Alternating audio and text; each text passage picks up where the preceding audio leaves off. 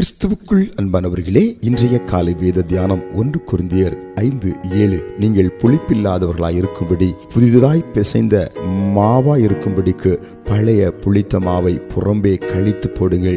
ஏனெனில் நம்முடைய பஸ்காவாகிய கிறிஸ்து நமக்காக பலியிடப்பட்டிருக்கிறாரே. அன்புக்குரியவர்களே, அடிக்கப்பட்ட ஆட்டுக்குட்டியாகிய பஸ்காவின் ரத்தம் நம்மளை ஒவ்வொரு நாளும் புதிய பிள்ளைகளாய் மாற்ற விரும்புகிறது.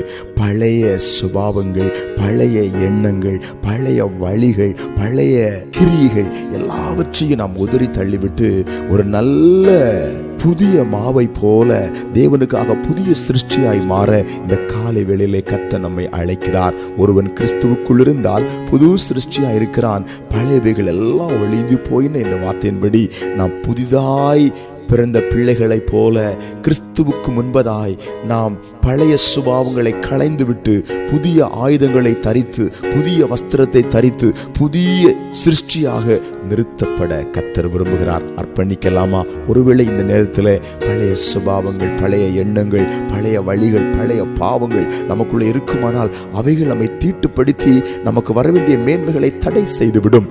எனவே எல்லாவற்றையும் இந்த காலை வேளையிலே புறம்பே தள்ளிவிட்டு அடிக்கப்பட்ட ஆட்டுக்குட்டியின் பஸ்காவின் இரத்தத்துக்குள் மறைந்து வாழ கர்த்தர் நம்மை அழைக்கிறார். ஜெபிப்போம்.